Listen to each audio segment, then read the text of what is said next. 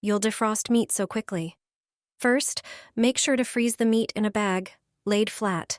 This is important not only for the new method I'll show you, but also helps save space in the freezer.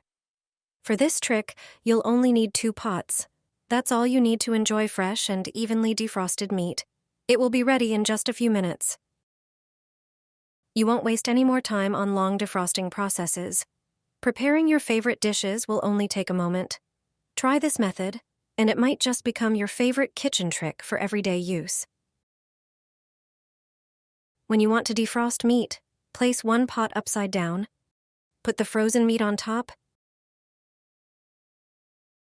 and place the second pot on top of that. Leave it for about 20 minutes.